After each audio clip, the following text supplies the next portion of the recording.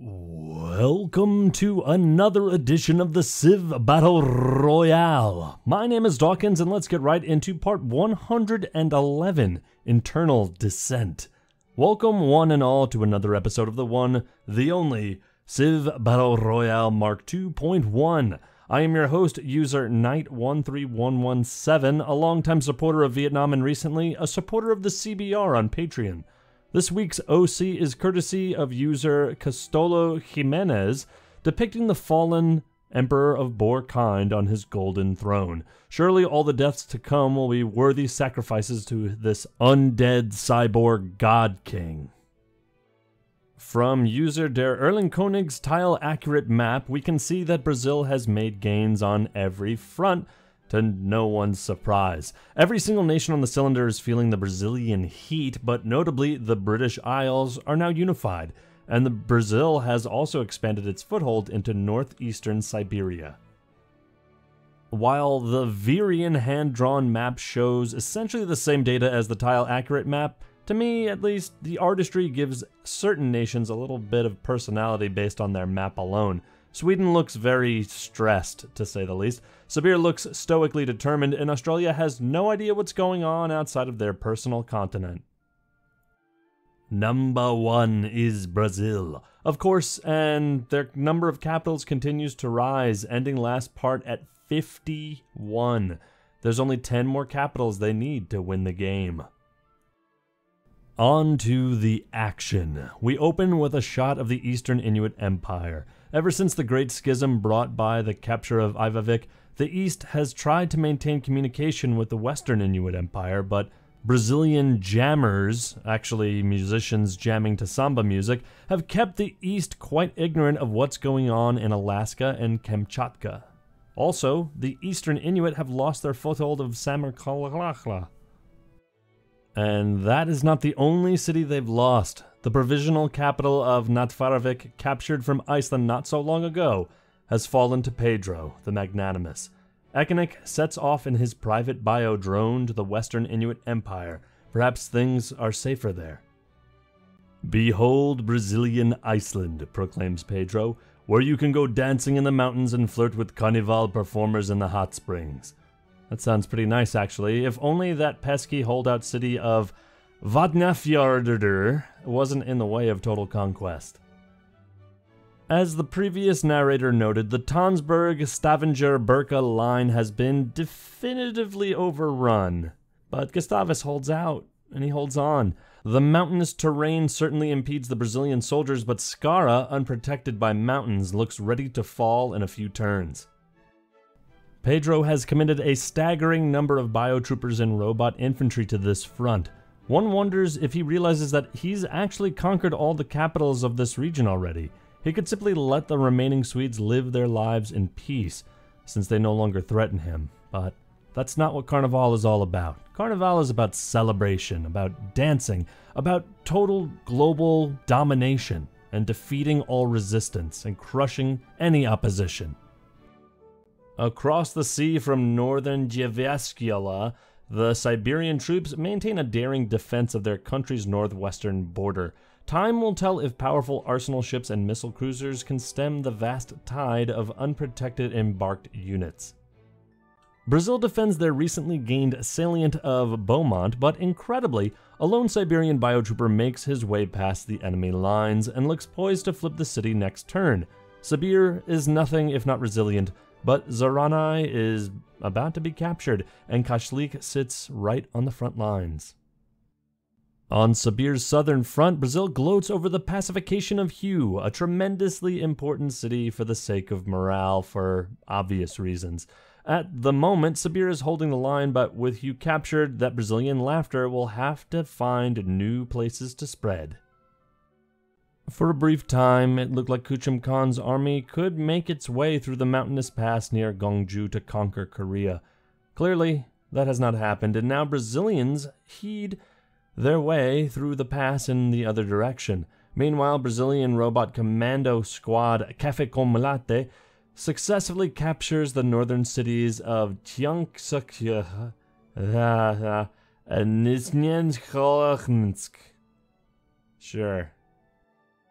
Korea is mounting an impressive defense using a strong air force to deny Brazil access to Gangneung.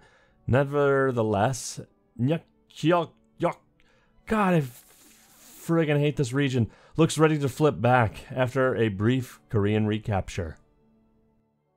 Wow, goddamn Korea, you are a turtle. I mean, we might be seeing the next capital added to Brazil's list soon. Despite the aforementioned impressive Air Force, Sejong seems to be sending them on bombing runs of distant cities instead of strafing runs on incoming units. Cleverly, though, Pedro has set up a mech artillery on a small island south of the Korean peninsula to provide fire support. The far quieter Battle of Milalani-Maka rages in the Pacific Ocean to the southeast. Can a single Brazilian advanced destroyer take on a city guarded by a biodrone and a missile cruiser? Place your bets, boys! I think Australia will win this brief skirmish, but they can only hold out for so long. The situation in the Philippines remains static. I'm pretty sure this is the exact same shot as 3 turns ago, minus the movement of units. Maybe Brazil, Australia, and the long-suffering Filipinos, once led by Jose Rizal, have finally managed to achieve peace. Maybe, but that's probably a pipe dream. A Brazilian task force makes its way into the countryside between a Dong and a Than, which I guess is like a Vietnamese taint, likely to get flanked and routed by Vietnamese troops. The Trungs cheer on their forces with an improvised speech.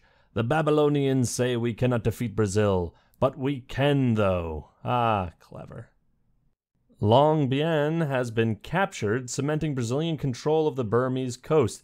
It was a long time coming. Okay, I'll stop. I'm trying to refrain from a dick joke, but even the territory in the ocean makes Long Bien look like a penis. Brazil expands its foothold into Indochina with Pandoranga, the former Cham capital. That's +1. Unlike its numerous flips during the Blackfoot and Australian attacks on Vietnam, this time it looks ready to stay in the hands of the invader. Aside from that plucky Viet-Tron TM, amphibious assault robot guarded by a cyber sub. With the capture of Medan, Brazil officially controls the island of Borneo, with the exception of a single uranium mine, but who needs that? Australian resistance fighters plan to blow up the mine in a devastating act of nuclear sabotage. We get a glimpse of the Western Inuit Empire faring slightly better than its eastern counterpart, although the capture of Kurlatuk threatens the rest of Alaska. Ekenek's biodrone touches down in Akvilakazh, and the Inuit leader names it the new capital, angering everybody in Eastern Inuit and angering me for having to probably pronounce it again later. If it's captured, perhaps Ekenek will return the capital to the east in an act of reconciliation, if there even is an Eastern Inuit Empire by then. Coffs Harbor, still the largest city in the cylinder if I recall correctly, sits untouched amid its bountiful fishing boats and atolls. Given the slowness of the Pacific War, I wonder if Brazil will actually capture Sydney the hard way, heading west in a land war across the Australian continent, instead of simply attempting a naval snipe from the east. Indeed, the Antarctic front actually appears to have fewer forces committed there than before. One Brazilian advanced destroyer ignored the order to hold back and will soon become a burning wreck amid the surprisingly vast crab fisheries. Everyone loves a good crab fishery. New turn. To the left, the Eastern Inuit recapture Senekalak, showing they still have some fight in them yet. Nonetheless, Brazilian soldiers make their way through the harsh Arctic Cordillera terrain of Baffin Island, dead set on making North America exclusively Brazilian. To the right, Vatnafjordur has been captured, officially turning Iceland into Greenland. From his new capital of Borgarnes, Ingolfur Arnason makes a bold speech proclaiming Greenland's independence from the Brazilian sympathizing bureaucrats in the Icelandic homeland. He tries to make a parallel with Brazil's legendary Declaration of Independence from Portugal, but Pedro's ambassadors simply shake their heads. In what universe could Brazil have ever been a colony of Lazy Maria? Thanks to Gustavus's tactical prowess, Sweden holds the new Bergen-Skara-Eidsvold line quite well, possibly overturning my prediction of an easy capture of Skara. Nonetheless, Brazil advances north on the Finnish front, slowly encircling Gustavus's once mighty empire, like a snake. Brazil continues its Arctic Ocean strategy of sending vast hordes of unescorted troop transports, and despite the prowess of the Siberian Navy, this strategy might actually work thanks to Brazil's sheer numbers. Kuchum, you have more ships to the east, send them in for Nebuchadnezzar's sake. On land, Jeonsu has been captured, although the Siberian army rushes to reverse that. Thankfully, this front is not a repeat of the mountain meat grinder. Instead, there is a harsh fighting in what I believe to be the Gobi Desert. For now, the former Mongolian capital of Karakorum appears relatively safe. Itye falls indeed, unfortunately. The Western Inuit feel the pressure slowly mounting as Iset, Ruskoyo, Utsye, and Olenyuk are subjected to regular bombing raids. Wow, an Arctic nuclear wasteland appears where Sanjarak used to be. Frustrated with their continued contest over the city, only for Brazil to snipe it under their noses, clearly Korea and the Western Inuit made some sort of pact to forget the city ever existed.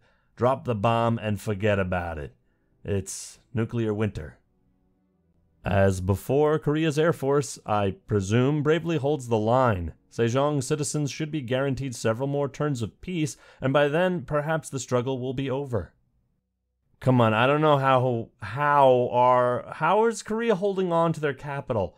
Pedro continues his strategy of throwing hordes upon hordes of embarked melee units across the sea, and decides to move his mech artillery closer to the Korean capital. If Sejong's scattered navy can't break through the wall of troop transports, all is lost. Pedro is just toying with Sejong right now. He's just playing with him. Just do it.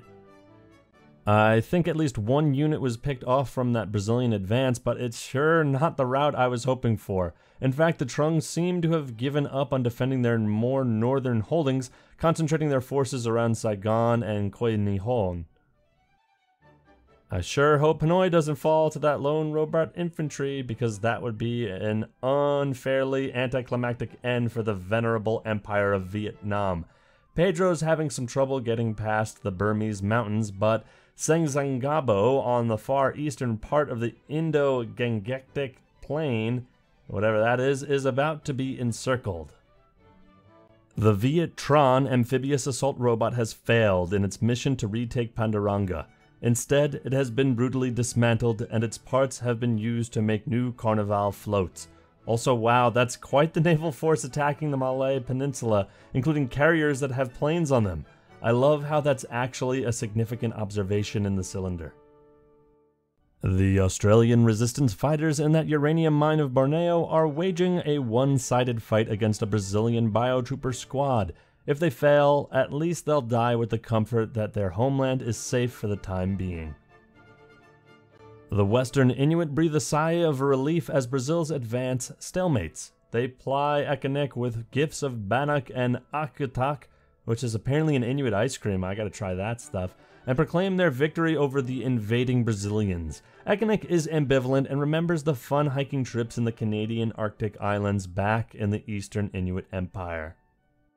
Another turn passes. Speaking of the Eastern Inuit, they continue to hold out against the more aggressive Brazilian troops in this area. Tara is ready to fall, and even the incredibly misnamed city of Holford's Prairie is under fire. Little house on the prairie, little house on fire. I wonder if Texan colonists managed to make some kind of deal with the Inuit a long time ago. Wampatuan is now the only city on Baffin Island to remain in Eastern Inuit control. The inhabitants of this curiously Sioux city wonder whether they should accept their incoming overlords or not. Clearly, Pedro was unimpressed by Ingleford's declaration of independence from his own country and promptly seizes his new Greenlandic capital. I mean, it's Greenland. It makes sense that Brazil would want it. The lack of resistance on population or population loss indicates that even in Greenland, Brazilian sympathizers remain. Flabbergasted, Ingleford declares the independence of the Selfos Empire from the crooked bureaucrats of the former administration. Oh, wow. With the capture of Turku, Pedro now controls the entirety of IRL Finland. Furthermore, troops have advanced to within spitting distance of Eidsvoll. Is this the end of the Lion of the North? Against all odds, Brazil still fails to take Gorky. What a great name for a city. Clearly the Siberian Navy and Air Force know what they're doing. I wonder how long Kuchum can maintain this balancing act. No city flips on the Gobi Desert front this turn, but Brazil has eliminated the weak Siberian armies defending them. However, there's a greater development on this slide, if you can see it. Well, I guess you can't really see it, because Tabriz, which is in real life apparently the most populated city in Iranian Azerbaijan, has been nuked or razed off the map. I assume this was the work of Brazil, but you never know in Total War. The countryside to the south of what used to be Tabriz, however, remains oddly Siberian. Maybe they haven't heard the news yet. Brazilian robot commando squad Café com Latte sets off on a new mission to capture Joinville. Join us, please. It looks like Kuchum has enough forces to thwart this attempt, but what about Brazilian robot commander squad Café com Latte Mark II, waiting in garrison of I looked it up, that's the pronunciation. Yes. All quiet on the Brazilian front, reports Sejong's generals. Of course, almost all of the front is Brazilian, but they neglect to report that fact. Curiously, a source of uranium remains unimproved, but Sejong's military engineers recommend against sending workers past the Brazilian robot infantry. Not only does Seoul remain standing, Korea has recaptured Kyoto. Pedro might want to rethink his amphibious horde strategy because it's not working exactly. Or Korea is just flipping the F out and is putting on the best turtle we've ever seen. Zazambo takes more damage as Pedro moves his forces out of the Brazilian Raj. However, I must say, the Trungs maintain an admirable air force in this region, if only they had more ground troops. Pedro steps up his attack on the Malay Peninsula, capturing Lam Ap Pho and utterly destroying Thaili Bin Nai. His admirals will be even more thrilled if he can capture the canal cities of Koloa and Mandalay. Wait, Thaili Bin Nai is gone? Oh, I like that one. The Battle of Milalani Macau draws to an epic conclusion. The advanced destroyer is advancedly destroyed, but amazingly the biodrone and missile cruiser are gone, and the city's population has decreased. I'm pretty sure that advanced destroyer managed to flip before it sunk. Despite the lack of forces in the area, Shepperton has flipped to Brazil. Slowly but surely, Pedro aims to conquer Antarctica. And in our last shot, the Western Inuit have a sharp intake of breath as amphibious Brazilian troops capture Kangerlilik. Is the West as safe as Eknik thought? It was an honor to narrate, and I hope you enjoyed it. A reminder that the CBR team is only $4 away from their monthly goal of $80 per month. I get that, a ton of us are students or young professionals, but I figured I might as well donate the cost of a cup of coffee for my main weekly source of entertainment. I mean, I donate as well. I found that, I mean, I'm on here every single day. I'm on the Discord, I'm on the Reddit. Yes, I'm super elite, but I donate a little bit a month, and I think everyone can do at least $1. It's not that big of a deal, and it really supports everybody that puts all the work in, like Rion and Limerick and Coyote and literally everybody that puts this on. And consider it. Consider it for sure, because every dollar helps. Anyway, see you next time in the mind-boggling Civ Battle Royale Mark 2.1. And my name is Dawkinzz. We'll see you next time.